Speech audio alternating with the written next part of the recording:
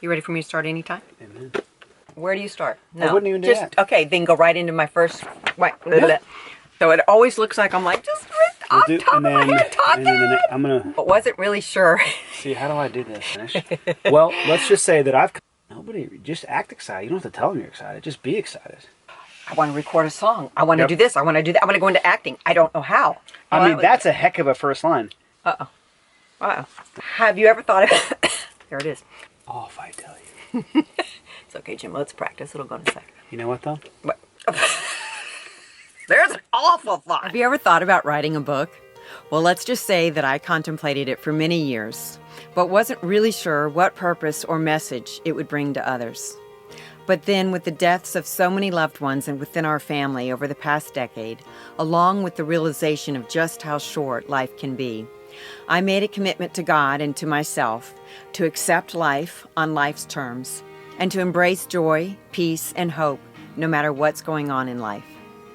I've grieved, reflected, and concluded that it is the right time and season of life to publish some of my writings, as well as a collection of my favorite quotes, natural remedies, and healthy recipes. Life is too short to be anything but happy and healthy is a natural progression of my own personal reality and evolved quite naturally in God's perfect timing. Friends have said, "Oh, I didn't know you were writing a book. When did you have time to do that?" I have come to realize that more than ever, I need quiet time in the morning to start my day. And with that in mind, I begin each day in prayer with God, pen and paper, a cup of coffee, and a biscotti. This gives me the opportunity to not only ground myself for the day, but also to hear what God's will is for me.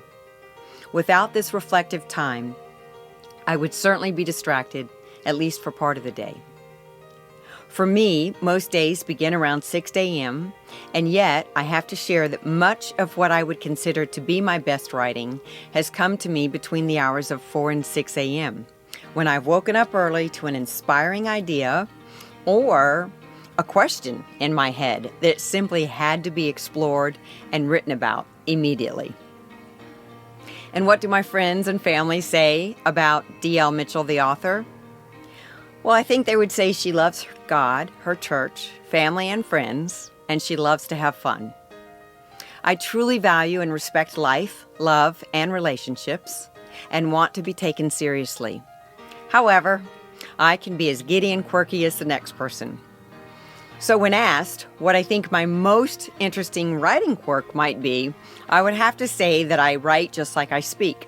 I imagine people reading my book as if they were sitting here with me, having a comfortable conversation, open, honest, and most of all, stimulating and fun.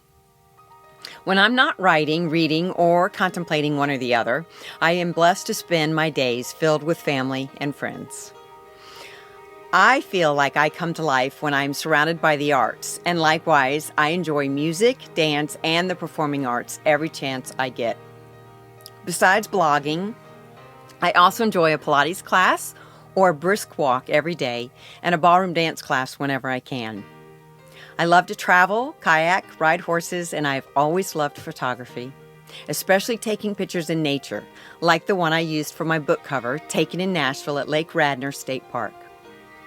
When asked if another book is in the future, I would have to say that I covered quite a broad spectrum of topics in this first book.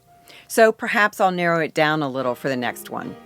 Where to start? Well, I'm not sure.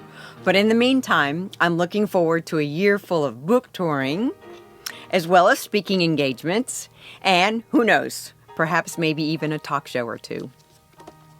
My book is available through Exebrius Publishing, Barnes & Noble, and Amazon, and you can always reach out to me at fullyaliveoutreach.com.